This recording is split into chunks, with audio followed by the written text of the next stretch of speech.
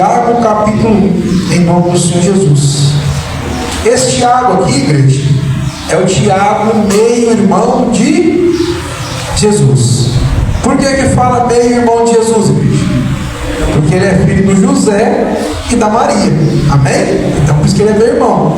Jesus é filho da Maria com Deus, ou seja, o Espírito Santo veio sobre ele. Amém? Então, por isso que o Tiago é considerado como meio-irmão. Amém? Filho do José e da Maria. Isso nos mostrando o quê? Que ela teve outros filhos, né? Não só esse aqui, mas outros filhos, depois que ela concebeu e deu à luz a Jesus. Amém? Maria teve uma vida comum, como uma boa serva do Senhor. Amém, igreja? Então esse aqui é um dos filhos dela. E esse Tiago aqui, igreja, ele era líder da igreja de Cristo em Jerusalém. Amém? E ele escreve esta carta aqui direcionada a todas as igrejas. Amém? Ele está dando uma instrução a todas as igrejas. E como é interessante, né? A palavra do Senhor se renova. E a gente vai ver que é como se o Tiago estivesse ali em Franca escrevendo para nós nos dias de hoje. Mas, né? Foi há milhares de anos atrás. Mas Deus é bom o tempo todo, né? Amém, igreja? Amém. Diz assim, ó, capítulo 1, versículo 1. Tiago, servo de Deus e do Senhor Jesus Cristo, as 12 tribos dispersas entre as nações. Saudações. Amém? Isso é a apresentação dele. Você vê que interessante, ele não se apresenta como irmão de Jesus, né? Ele se apresenta como servo. Olha que interessante isso. Versículo 2. Meus amados irmãos, considerai motivo de júbilo. Júbilo é alegria, irmão. O fato de passardes por diversas provações, porquanto sabeis que a prova da vossa fé produz ainda mais perseverança. E a perseverança deve ter plena ação, a fim de que sejais aperfeiçoados e completos, sem que vos falte virtude alguma. Olha que interessante, igreja. Tiago inicia nos dizendo que as provações elas devem ser passadas, né? Ou elas devem ser consideradas como alegria, um grande júbilo. Por quê, igreja? Porque toda dificuldade, toda provação nos leva para algo ainda maior. Amém? Bem simplesinho. Vocês viram o Benício estava aqui em cima, tá? Ele anda? Não anda. Então, daqui uns dias ele vai passar por algumas provações. Ele vai ter que começar a ficar em pé, vai ter que começar a se equilibrar. E isso não é prazeroso, porque ele vai cair.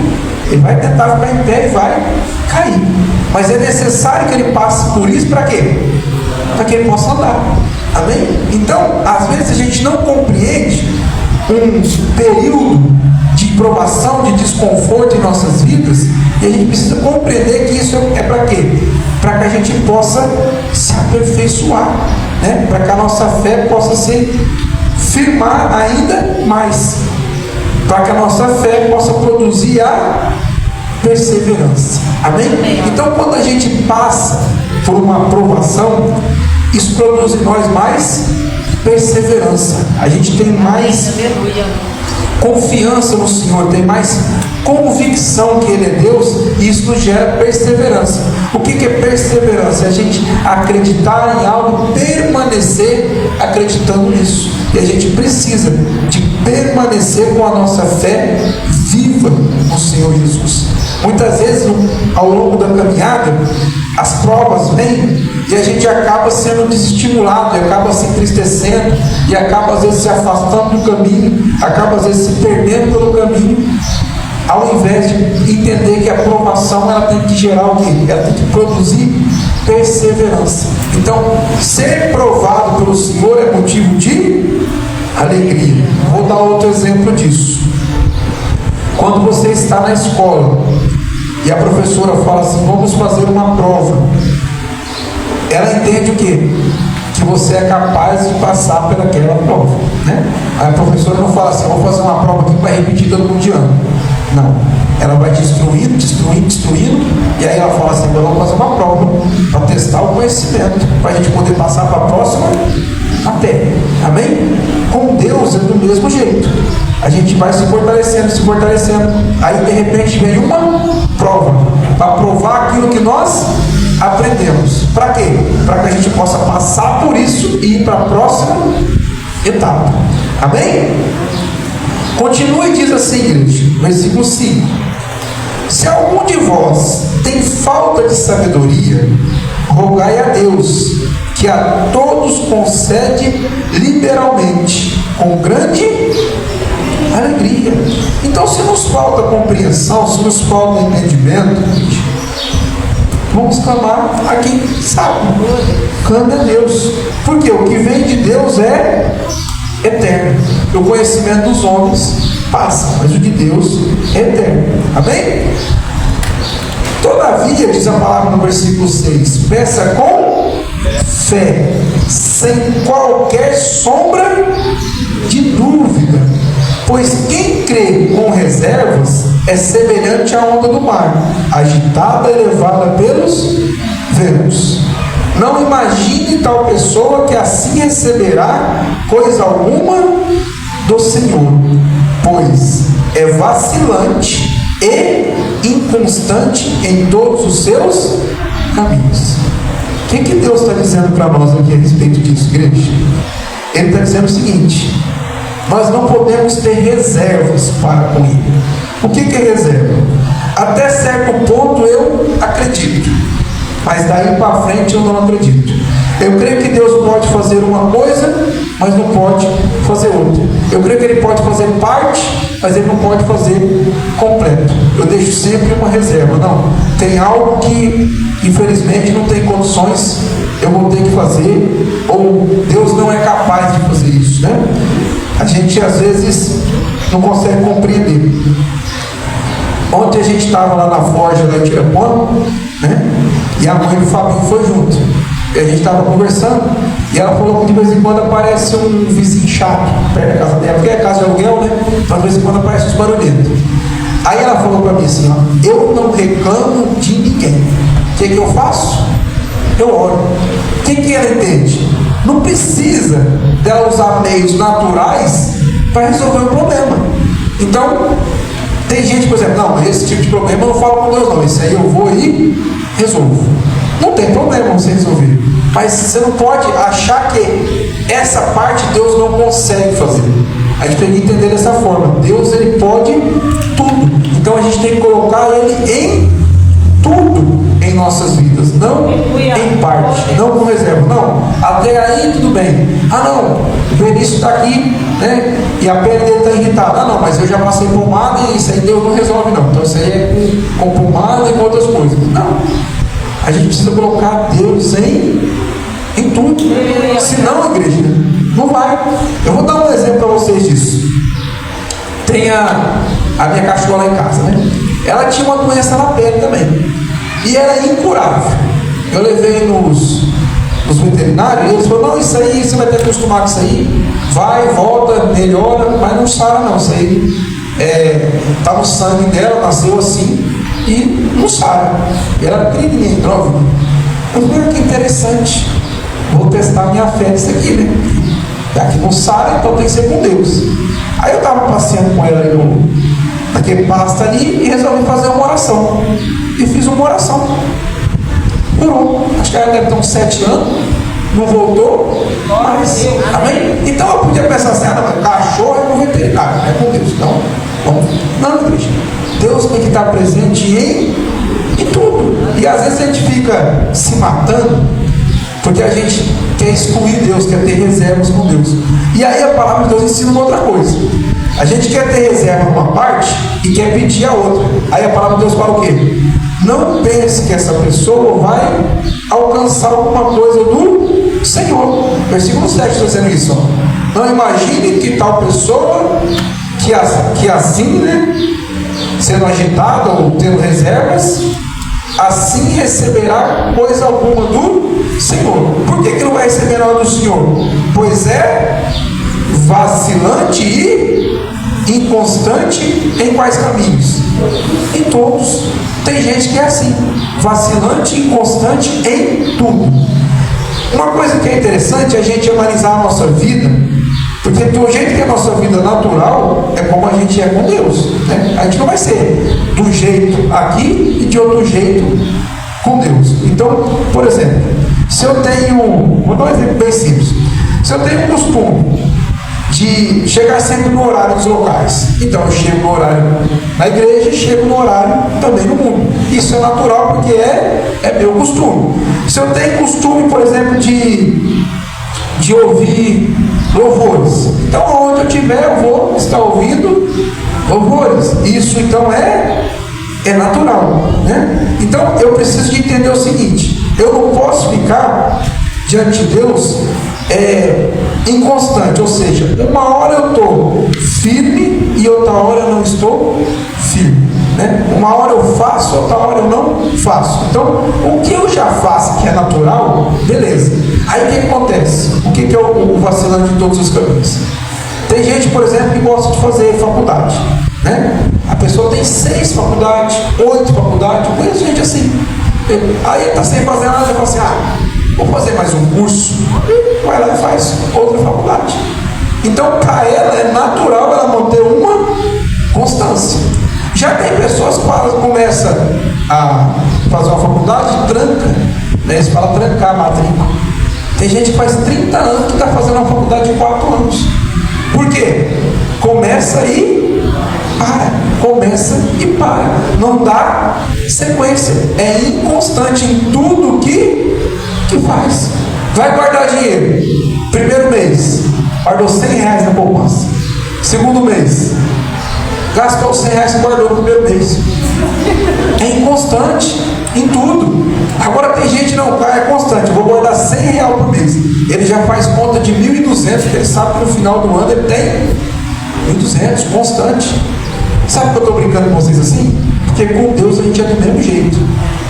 Eu vou ouvir no culto todo domingo. Aí eu vou fazer isso, vou fazer aquilo. Acaba sendo inconstante. Uma hora eu estou fervoroso, na outra hora eu estou com zero à esquerda.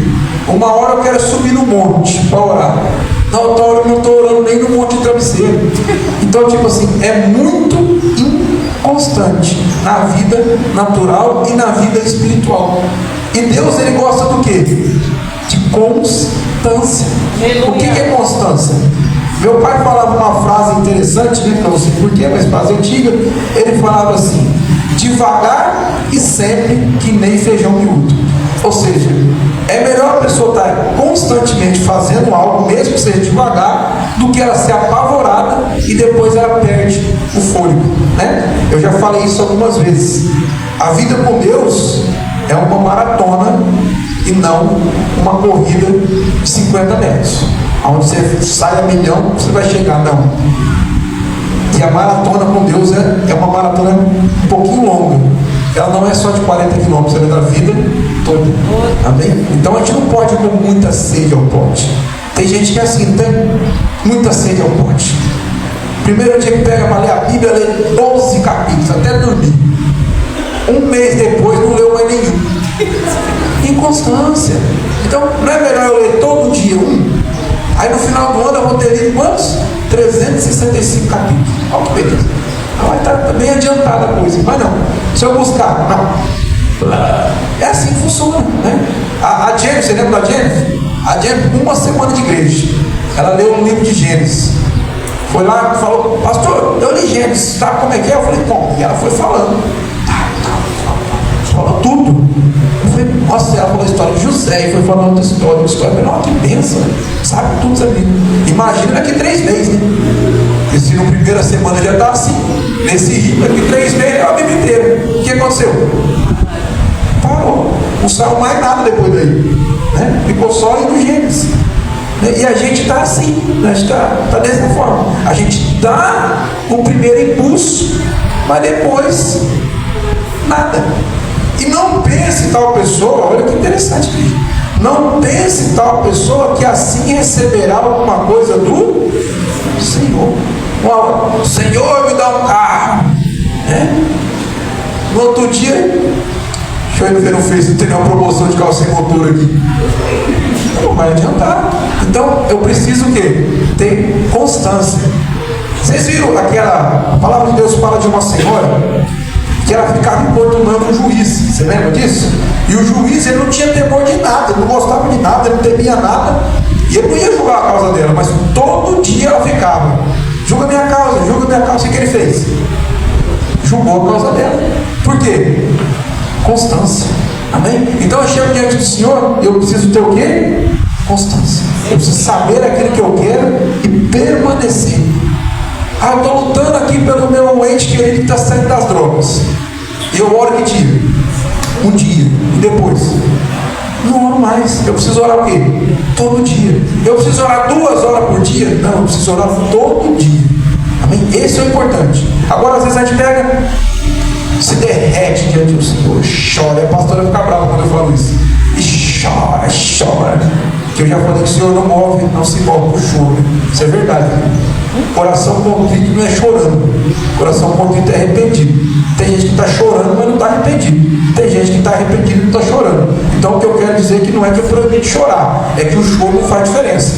Você pode estar arrependido rindo ou pode estar arrependido chorando. Não faz diferença. O que importa é o arrependimento. Mas é proibido chorar? Claro que não. É proibido rir? Claro que não. Cada um tem seu jeito. Tem gente que você fala para ele oi e ele já está chorando, né? Tem gente que está lá, você fala, não, fulano morreu, ele não quer dizer que o cara não está sentindo. Tem aquele pessoal, não sei se vocês conhecem, todo mundo tem um amigo que chama ou risadinha ou sorriso, não tem? Que é aquele povo que ri de tudo. Você fala, fulano caiu ali, machucou ele, nossa, foi grave, mas está rindo. Por quê? É o jeito da pessoa. Diante de Deus não vai mudar isso de nós. Vai mudar o quê? O coração. Então, eu chego diante de Deus e eu preciso ter o quê? No meu coração? Constância. Você está lá todo dia, Senhor. Parece que não está mudando nada. Qual que é o grande problema da constância? É porque o que rege aqui esse mundo é um mundo espiritual. Então parece, igreja, que não está acontecendo nada, mas na verdade o mundo espiritual está agindo, está tendo uma batalha lá em cima e a gente não está enxergando. Então está lá o nosso ente querido quase, né, se livrando daquela situação e a gente vai e para, porque não está vendo nada. Age diante do que está vendo, amém? E não pela fé. Versículo 9. Fica tranquilo. Contudo, irmãos, o irmão de condição humilde deve gloriar-se em sua dignidade. O que é isso? Sou humilde, mas sou honesto, digno. Amém? Então, não é porque é humilde que tem que ser tudo desarranjado, desajeitado. Não. Honestidade é uma coisa, humildade é outra coisa, tá? Aqui a palavra de humildade está dizendo aqui de condição mesmo, condição financeira, tá? Versículo 10. E o irmão rico deve orgulhar-se em sua pequenez, pois ele também passará como a erva do campo. O que ele está dizendo aqui? Que um irmão que é rico, ele deve ter humildade, deve ser pequeno. Por quê? Tanto a riqueza quanto a pobreza vai passar e rapidamente. Versículo 11. Porque o sol se levanta com seu calor intenso e seca a planta. Cai então a sua flor e toda a sua beleza e glória desfalece. Da mesma forma, o rico definhará em meio a seus muitos compromissos. Amém? No entanto, diz a palavra no versículo 12: feliz a pessoa que persevera na provação, porquanto, após ter sido aprovado, receberá o prêmio da coroa da vida, que Deus prometeu aos que o amam. Amém? Quem é que ama a Deus, igreja? Quem é que ama a Deus, igreja? Os que obedecem. Já lembro, vimos isso acho que no último culto, né? Quem ama a Deus? Está lá em João isso. Aqueles que me amam são os que me obedecem. Então eu amo a Deus, ótimo. E estou fazendo tudo errado, tudo em desacordo ou ao contrário da palavra de Deus. Então na verdade eu não amo, eu odeio. Amém? eu amo a Deus, o que eu faço? Obedeço. Amém? E o Tiago está dizendo o quê? Que é feliz a pessoa que persevera na provação, porquanto após ter sido aprovada, receberá o prêmio da coroa da vida que Deus prometeu a todos que o amam. Então a pessoa está na provação, mas ela está continuando em obediência. Parece que tudo está dando errado, mas ela está em obediência. Não é assim que funciona? Está lá a pessoa, começa a mudar a vida, começa a fazer as coisas tudo certo, e aí ela começou a fazer certo, mas está dando tudo errado. O que ela está fazendo? Passando pela prova. Está no caminho certo, mas fazendo, as coisas estão dando errado, e ela está passando pela prova. E ela precisa o quê? Perseverar. Por quê? Porque tudo isso vai passar a prova e Deus vai honrar. Mas aí o que acontece às vezes? A gente desfalece em meio às provas. Amém? Versículo 13. Entretanto, presta atenção nisso, ninguém ao ser tentado deverá dizer: estou sendo tentado por Deus. Ora, Deus não pode ser tentado pelo mal, e nenhuma pessoa tenta. Então nós precisamos de entender que há uma grande diferença entre provação e tentação. Amém? Provação é uma coisa, tentação é outra coisa. Deus nos prova, mas não nos tenta. Por quê? Porque nada pode tentar a Deus, porque Ele é santo. A sua santidade é perfeita. Então Deus não tem tentação sobre o pecado. O pecado não consegue tentar a Deus, porque Ele é santo. Amém? Agora já o pecado consegue nos tentar. E está onde? Dentro de nós. Viemos lá de Adão, então nós temos uma predisposição para cair em tentação. Então é tão interessante que no grego a palavra tentação e a palavra provação, elas vêm da mesma palavra, né? Isso acontece por quê? Amém? Nada de jogo de luz aqui, fala logo, mas gosta de claridade. Amém? Então, elas vêm da mesma palavra. Por que isso, igreja? Satanás, ele tenta imitar a Deus em tudo. Então, olha só que interessante. Deus nos prova e Satanás nos tenta. Amém? Então a gente precisa ficar o quê? Atento quanto às tentações, que as tentações não são provações. Ah, eu estou passando pela prova. Você está passando pela prova, você está sendo tentado. Precisa entender. Se é tentação, irmão, aí já é luta com o diabo. Vamos orar. Amém? Vamos orar e se venir disso. Agora, se é provação, vamos perseverar. Amém? Continua e diz assim, ó. Cada um, versículo 14. Cada um, porém, é tentado pelo próprio mau desejo, sendo por esse iludido e arrastado. Então, olha que interessante. Por que Deus, então, ou Jesus não pode ser tentado? Porque dentro dele não tem nada de mal. Não tem mau desejo. E por que a gente é tentado a todo momento?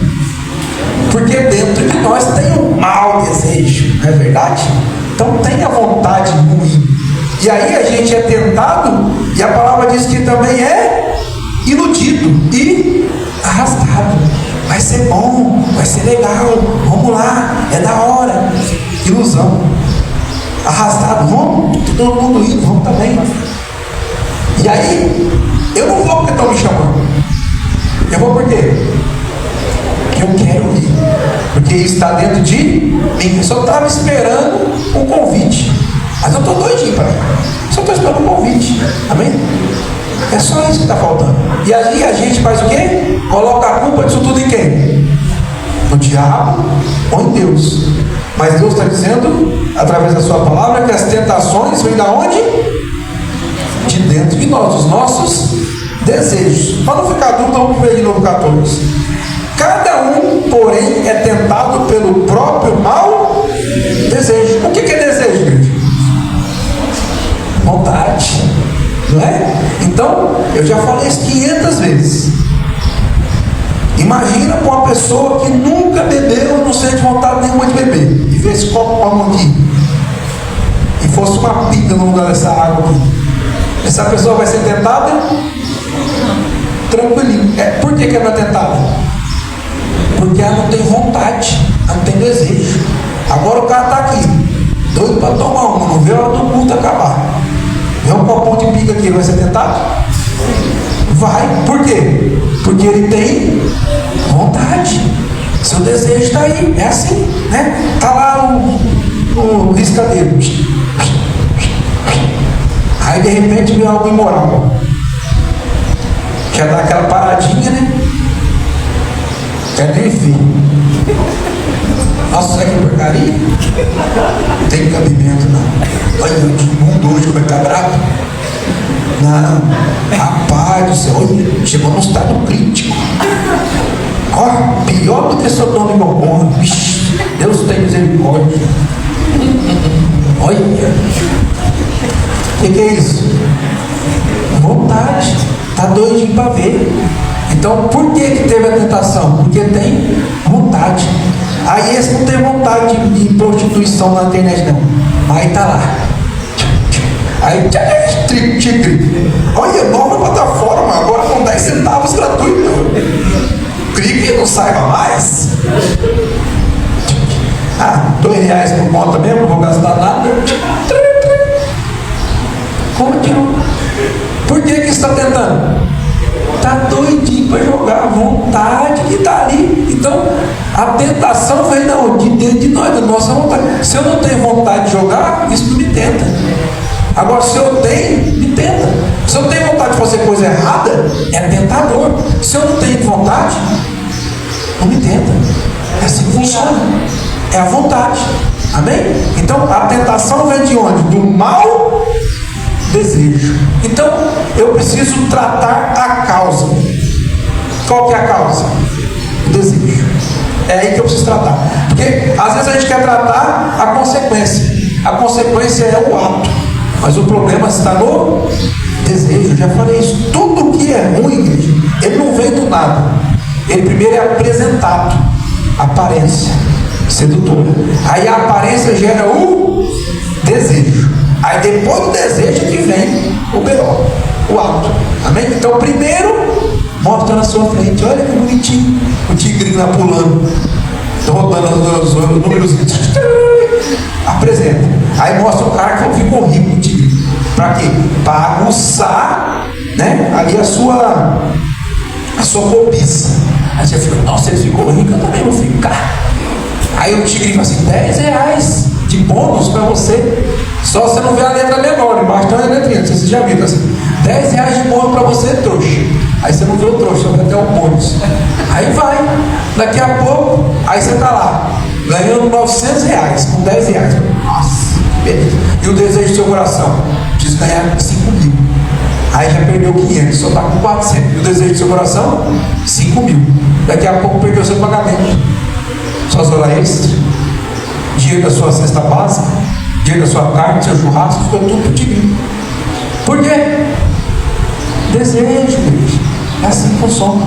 Tentação está dentro de nós. Continua e diz assim. E olha que interessante, hein? Não deu nem o final aqui do versículo. Ó. E cada um, porém, é tentado pelo seu próprio desejo mal, sendo por esse iludido e arrastado. Em seguida, esse desejo tendo concebido, o que é o concebido? O desejo sendo realizado. Esse desejo sendo realizado faz nascer o pecado. E o pecado, após ter sido consumado, gera. Olha como é que Satanás é, ligeiro. Se ele mata primeiro, você está perdendo. Não, primeiro que ele faz o quê? Primeiro ele te mostra, gera a vontadezinha do seu coração. Depois ele te seduz. Como é que ele seduz? Fazendo com que gere a oportunidade de você conceber aquilo ali. Então você tem a oportunidade, né? Tem um ditado no mundo que fala assim: a ocasião faz o ladrão. Mas na verdade é o que? É a vontade de roubar. Então não é a ocasião, é a vontade de roubar. Só que aí o Satanás faz o que para o ladrão? O Satanás facilita. Sabia disso? O Satanás facilita. Tinha um conhecido meu lá, que ele era ladrão. Você tem uma ideia que ele gostava tanto de roubar, que eu trabalhava em 2 serviços e de noite roubava. Aí eu falei, por que você rouba? Eu não consigo me controlar. Aí ele contando para mim, falou, fui lá visitar minha namorada ontem. Estou lá passando na garagem do prédio. A hora que eu ponho a mão na maçaneta, o carro abre. Já olhei o somzinho, falei, vou levar. O que é isso, querido? Satanás dando a oportunidade. Ele doidinho para roubar. Satanás gera a oportunidade. Agora imagina nós, que não rouba. Abre lá, primeiro que nem vai ficar abrindo maçaneta por causa dos outros, né? Mas não desliza, faz assim, o que você vai fazer? Ó, tem que esse carro aqui, ó, esqueceu aberto. Mas você vai alertar a pessoa. Porque você não tem desejo de roubar. Ao que tem desejo de roubar, fala, nossa, que sorte, deve ser Deus. Que é assim que funciona. A pessoa às vezes vai pecar e ela acha que é Deus que ainda está proporcionando aquela situação. Não acontece isso? Acontece ou não acontece? Claro que acontece. Demais da conta, né? Vou nem estender nesse assunto. Não sei se você fala, nossa, aconteceu comigo. Vamos lá? Continua o 16. Porque é ruim conhecer a igreja. É melhor pregar no que você não conhece, porque você pode ficar mais à vontade. 16. Não é 16, é isso mesmo, né? Meus amados irmãos, não vos permitais ser enganados. Não se engane. Toda boa dádiva e todo o dom perfeito vem do alto, descendo do Pai das luzes, em que não há oscilação, como se vê nas nuvens inconstantes. Então presta atenção. Se tem alguma coisa boa, tudo que é bom vem de Deus. E Deus não muda, Ele não oscila. Ele não tem oscilação, Ele é sempre igual. Amém? Continua. De acordo com a sua vontade, Ele nos gerou pela palavra da verdade, a fim de sermos como os primeiros dos frutos de toda a sua criação. O que ele está dizendo? Que o crente foi gerado pela palavra, para ser os primeiros frutos bons. Amém? Um exemplo. E aí, dá tempo? Não vai dar. Vamos de novo. Versículo 19. Então, meus amados, é porque eu preciso ler tudo aqui, porque é um monte só.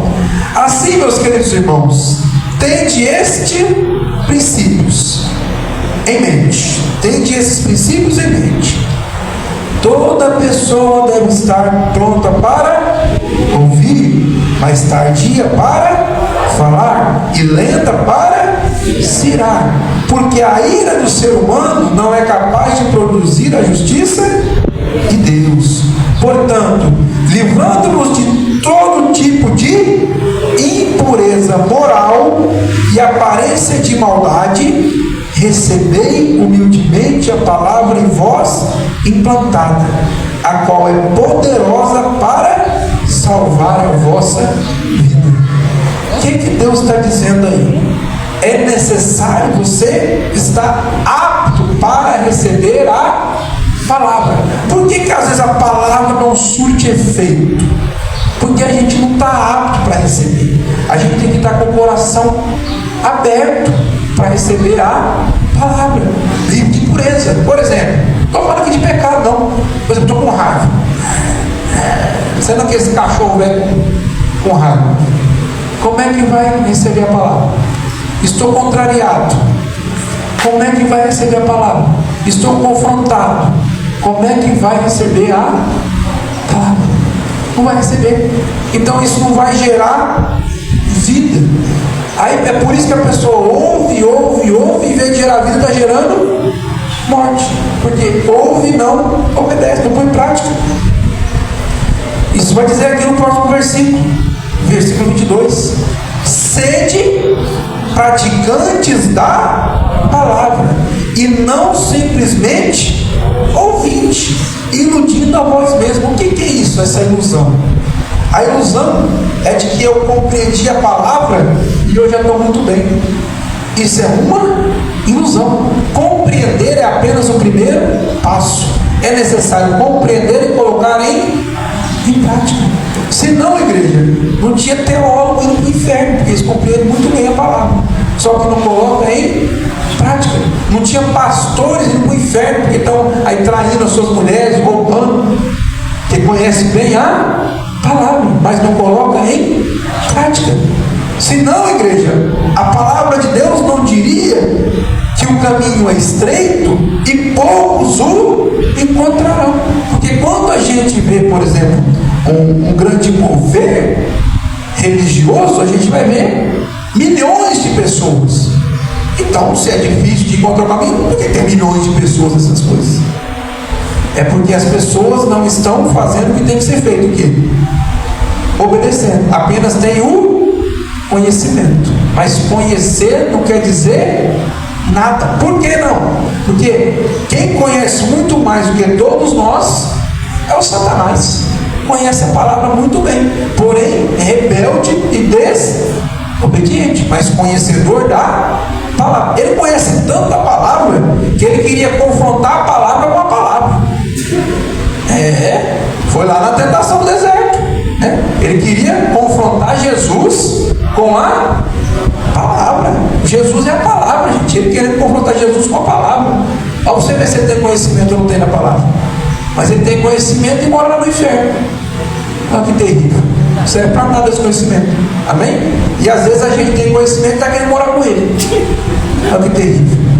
Tanta gente boa, tanto vizinho bom, mora com Satanás. Então, a igreja diz aqui, ó, sede praticantes da palavra e não simplesmente ouvintes, iludindo a vós mesmos. O que é iludir a vós mesmos? Iludir é aquela coisa, eu vou dar um exemplo. Quem que é o nosso exemplo aqui na igreja para tudo? Cadu. Então eu vou dar um exemplo que é ilusão. Ilusão é você comprar um Vectra sem motor e achar que ele vai andar. Isso é ilusão, ele não vai andar. O carro não tem motor, não tem como isso aí andar. Então não, vou comprar, faço uma oração e o bicho vai. Ilusão, não tem como acontecer isso. E a gente faz assim, né? Ilusão é o Cadu comprando um carro. Ilusão. Você fala assim, Cadu, pastor, dá uma olhada nesse carro aí pra mim. Aí ele fala, deixa eu ver, Cadu. Eu já olho de longe, daqui lá do outro lado já vejo. Pintura tudo enferrujado. Cadu, a pintura também é ruim, o que ele fala? Não, pastor, aqui só dá um polimento. Beleza. Cadê esse buraco aqui no assoalho? Não, pastor, só passou uma massinha. Nem assoalho tem mais, só está o lugar. O assoalho já acabou. Não, você só passou uma massinha. Vai passar massa lá onde? Se não tem nada para passar massa? Já caiu tudo. Só está podre e ferrugem. Aí ele vai. Cadu, e a suspensão? Parece que está sem suspensão, Cadu. Não, o cara tem uma novinha em casa. Em casa tinha que estar no carro, porque a suspensão está na casa dele. Mas o que é isso? Se iludindo. Ele olha para aquele carro e ele vê um carro fantástico, né, Cadu? Ele tem o olhinho dele até brilha, eu fico vendo, gente. Eu olhando para aquela sucata e ele olhando, eu olho para o olhinho dele, ele está brilhando assim. E o coração dele fala, esse pastor vai poder feio, não tem cabimento. Ele pensa isso, eu sei que ele não fala, né? Porque me respeita, mas eu não sei o que ele está pensando. Quer ver? Pastor vai poder feio, não tem cabimento. O que ele está fazendo? Se iludindo. Está ruim, está todo mundo vendo. Só quem não está vendo? Ele. Sabe o que a gente mais se ilude assim também? As pessoas que estão fora da presença de Deus. Estão na merda, mas estão se iludindo. Olha que beleza. Está indo tudo indo muito bem. Como igreja que está indo muito bem longe da presença de Deus? Você acabou de ler aqui, ó. Tudo que é bom, tudo vem do Senhor. Eu estou fora da fonte, eu estou bem. Ilusão. E a gente vive iludido. Vai dar certo. Vou pegar um empréstimo para pagar minhas contas. Vou fazer uma conta para pagar outra. Presepada que é essa? Ilusão. Tem gente que gosta tanto de fazer conta que ele faz conta sobre conta sobre conta. Ele não sabe nem o que está devendo mais. De tanta conta que gosta. Aí ele chega lá, em vez de chegar, quero pagar a minha dívida, ele fala assim, quero negociar a minha dívida. O que chama de negociar a dívida? Fazer uma conta em cima da conta. Aí ele fala, agora que eu já negociei, não estou devendo mais nada, vou comprar mais alguma coisa. Eu falo, gente, a pessoa não pagou, negociou que não estava conta de pagar, agora vai comprar mais porque está sem dívida. Aí você fica olhando, que loucura é essa? Ilusão. Iludido. Assim funciona. A gente é iludido muitas vezes, não é? Quer ver uma ilusão? Cartão de crédito, ilusão. Você está gastando dinheiro que você não tem. Aí você olha para você e fala assim, nossa, já estou devendo R$1.000 no cartão. Você Você já está devendo 1.000 que você não tem. O que você fala? Ainda tem 3 de crédito. Crédito como? Loucura, ilusão. Tem uns mais loucos ainda. O banco dá um limite de crédito pro cara. R$1.000 de limite. Limite chama cheque especial antigamente. Limite. Ou seja, quando você chega no zero, aí inicia o seu limite, que é um dinheiro que você não tem, que o banco está te emprestando a juros absurdos. A pessoa vai olhar no limite. Aí o banco é ligeiro. Como que ele mostra o seu saldo? Menos R$300 com saldo positivo de 700. Vamos lá.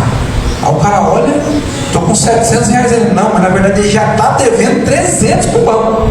Os 700 é só o saldo do limite, ou seja, do que ele não tem.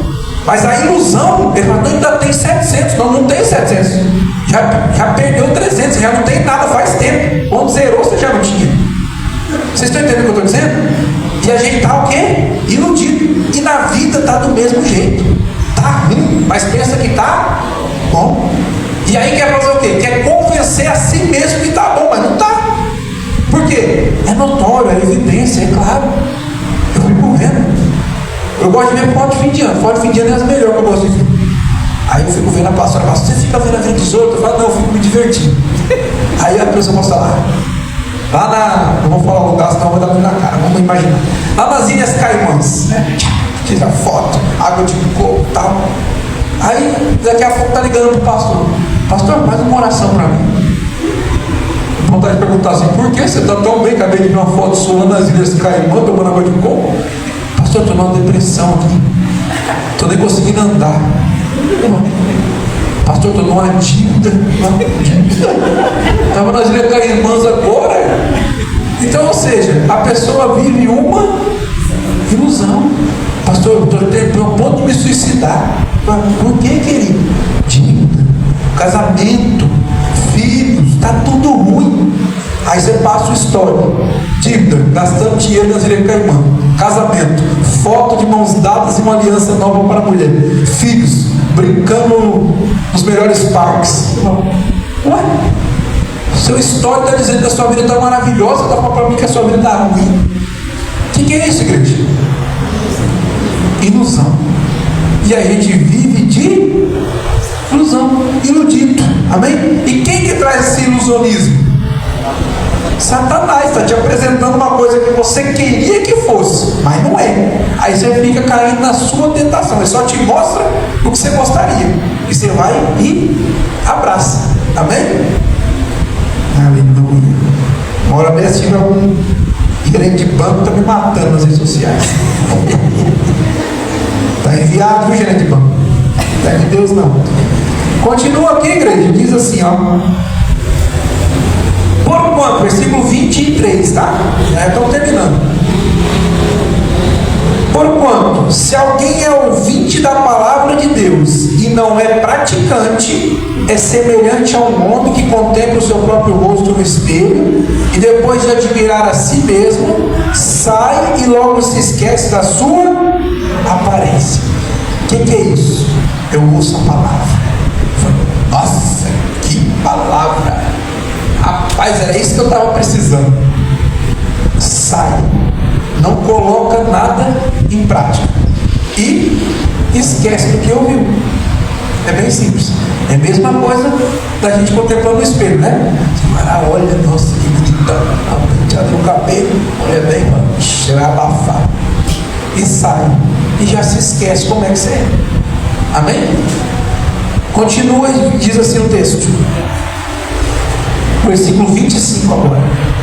Porém, a pessoa que observa atentamente a lei perfeita, a lei, qual que é a lei perfeita, gente? A lei da liberdade. Amém? Nós estamos aqui no Novo Testamento. Tiago está escrevendo, viu? Porém, a pessoa que observa atentamente a lei perfeita, a lei da liberdade, e nela persevera, não sendo apenas um ouvinte negligente, mas praticante zeloso, será muito feliz em tudo o quê? Que empreender. Ou seja, tudo que essa pessoa for fazer, ela vai ser feliz. Por que, igreja? Porque ela não é apenas um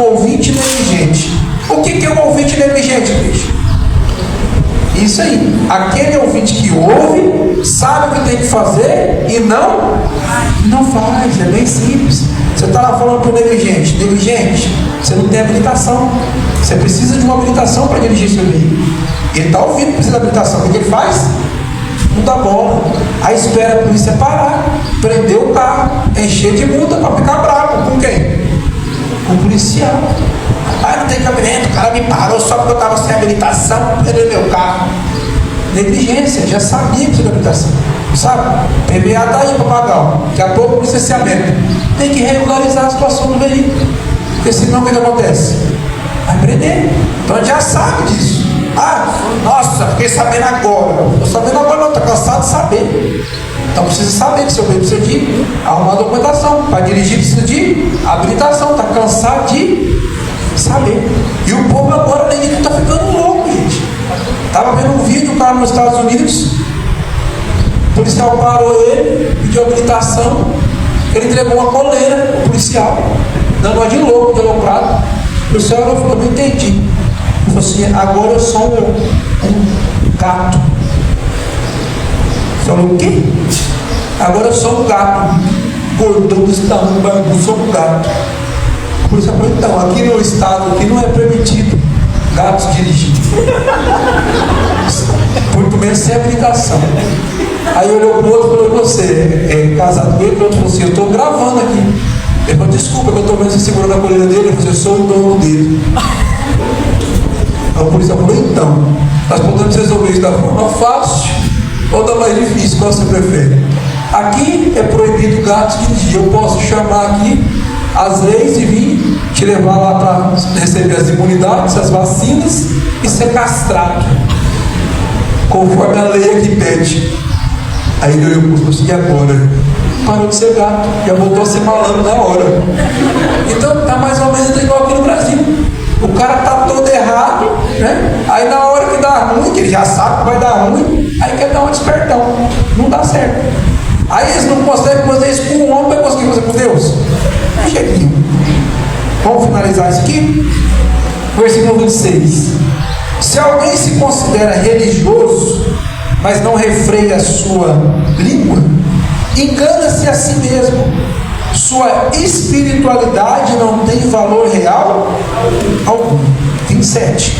A religião que Deus, o nosso Pai, aceita como sincera e imaculada é esta: cuidar dos órfãos e das viúvas em suas dificuldades, e especialmente não se deixar corromper pelas filosofias mundanas. Amém? O que a palavra de Deus está nos ensinando aqui, igreja? A religião tem que ser simples, compreensiva, passível de ser aceita e de ser feita com respeito a todos. Amém? Só que o que acontece? O respeito maior na verdadeira religião tem que ser com a palavra. Nada pode ser maior que a palavra, nada pode estar acima da palavra, e nada pode estar contrário à palavra. Simplesmente isso. Mas a palavra de Deus diz o seguinte: que a gente deve tomar cuidado com falsas filosofias mundanas. O que é isso, igreja? Falsa religiosidade. Está todo dia na igreja, mas a vida do mundo é em nada.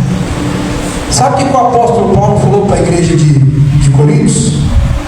Falou: então, vocês estão agindo como se eu nunca mais fosse voltar aí. Ele estava mandando uma carta. Vocês estão agindo como se eu nunca mais fosse voltar aí. Estou vendo que tem um monte de gente aí que sabe tudo, fazendo um monte de coisa. Ótimo. Estou chegando aí.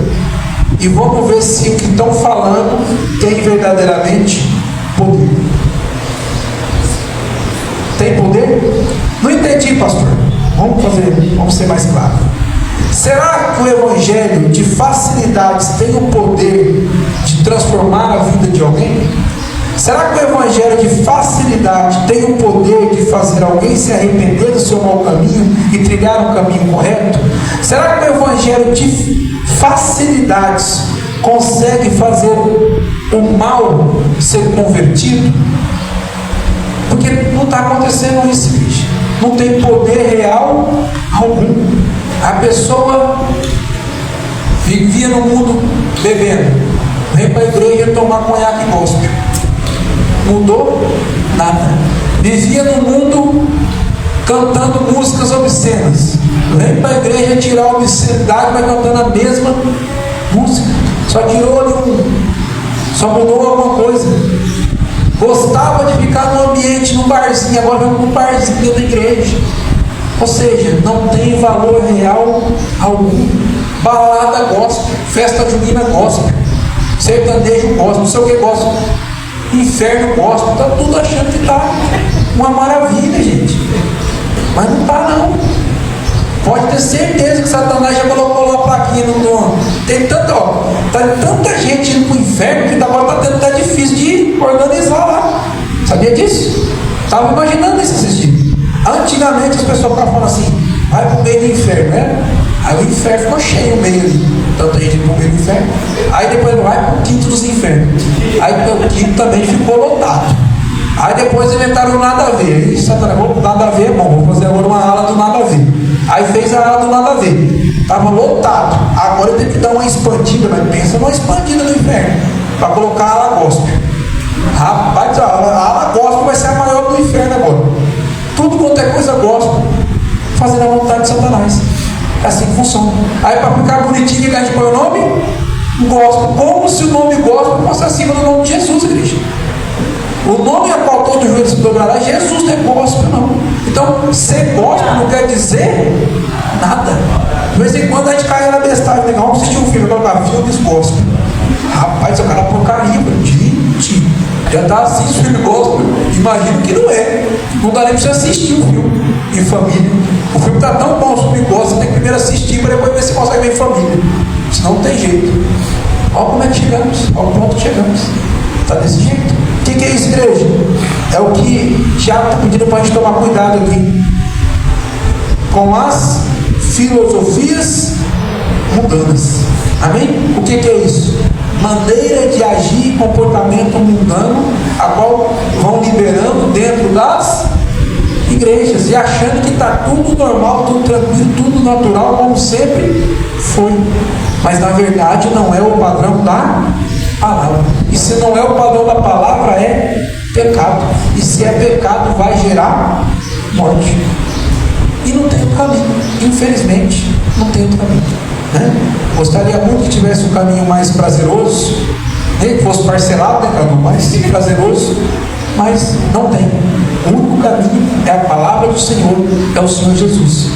E nós temos não a facilidade, mas nós temos o direito, que é o de escolha. Então a gente pode sempre estar escolhendo entre fazer o que Deus manda ou fazer a vontade do nosso coração. Sempre optando, ou a nossa vontade ou a de Deus.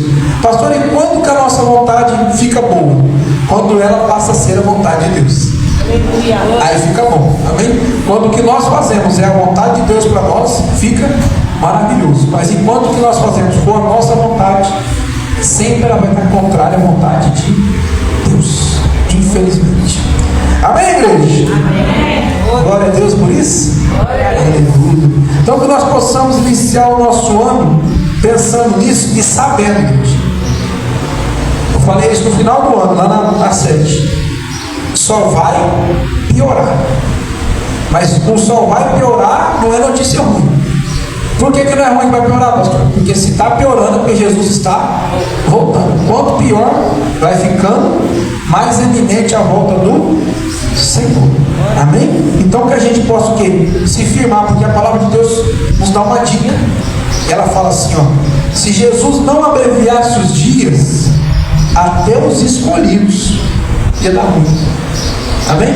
Então, por isso que os dias têm que ser abreviados, porque o engano seria tanto que até os escolhidos seriam enganados, porque tem essa estratégia. Primeiro gera o escândalo, depois gera a naturalidade e depois traz para o gospel. Sempre assim. Amém? Precisamos ficar atentos. Daqui uns dias vão tentar nos calar. Você não pode falar mais nada. Você vai poder falar do Hitler, mas não vai poder falar de Jesus. Fica atento, crente. e vamos buscar enquanto a gente pode achar. Amém? Vai chegar o dia que a gente vai, ou melhor, a gente não, eu não vou estar aqui, mas a palavra de Deus diz que vai chegar um dia em que vão procurar e não vão achar. Amém? Então, seja inteligente, não fica esperando a repescagem não, vai ser boa essa repescagem. Amém? Glória a Deus. Feche os olhos em nome do Senhor Jesus.